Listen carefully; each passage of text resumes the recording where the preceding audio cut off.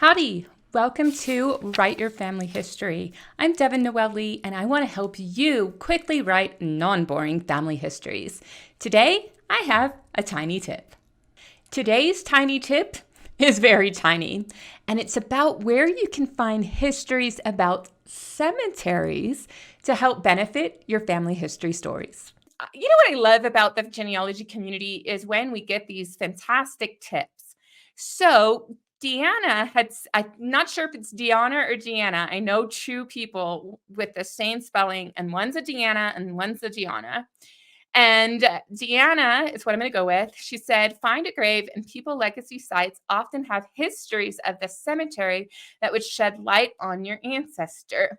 Now, this comes in really handy whenever you're writing about the death of a loved one.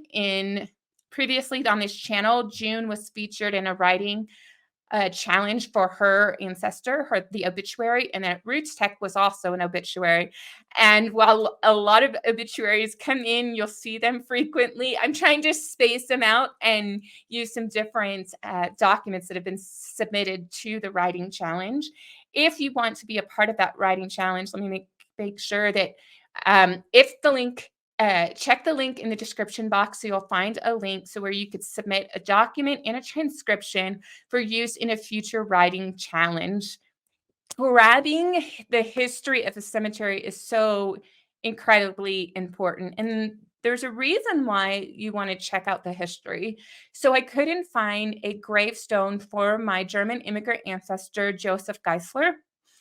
And it wasn't until I came across a little blurb that had said that the Catholic cemetery, the first Catholic cemetery in Ohio, there was some kind of course case, and then the Catholic Church didn't dedicate it properly.